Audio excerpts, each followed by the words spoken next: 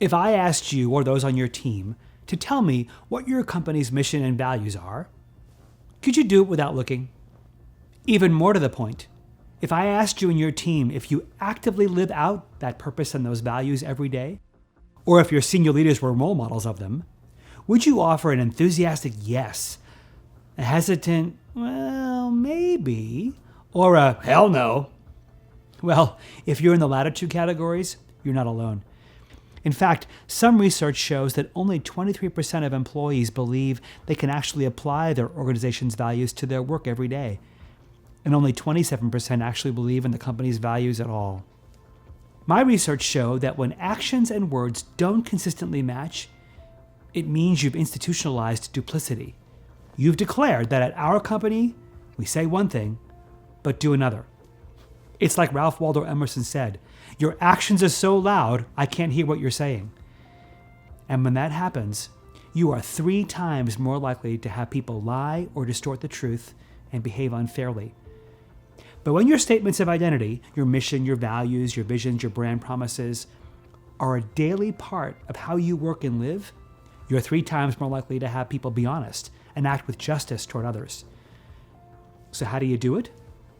My friends of the Contextus Group, a London-based certified B Corp, whose purpose is measuring purpose, found that people don't trust a company's purpose until they see it activated, lived in action.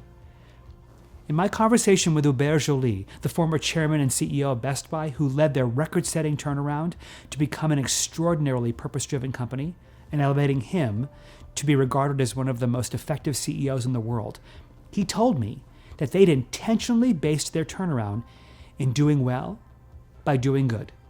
He said, to be a purposeful organization, magic happens if you connect what drives individual employees to the purpose of the company in an authentic fashion.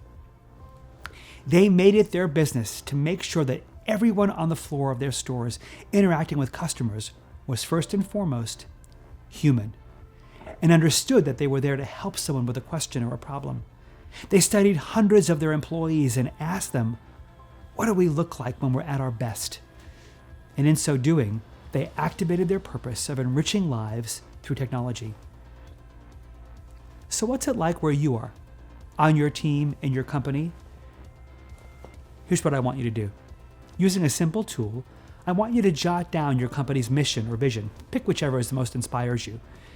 Then jot down your company's values, using a simple grid like this one.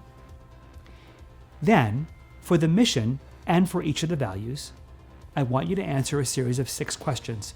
And, spoiler alert, they're hard questions, because each of the words in your mission and values reflects an implied promise, and promises aren't always easy to keep. First, what does this statement mean to me personally? 2, how do I intentionally try to live by it in my daily work and leadership? 3, how does my team try to live by it together in our daily work? Another way to think about this is, how often do we actually talk about it? 4, where have we shined living out this statement? 5, where have we fallen short? And 6, what's one thing we could do to more consistently embody this statement? I'll be hosting a live webinar next week to have an honest conversation about what it means to have clarity in your identity, to be who you say you are. You can click the link below where you're watching this video to register. During that time, I'll be sharing some other ways you can more intentionally live your purpose as an individual and as a community or organization.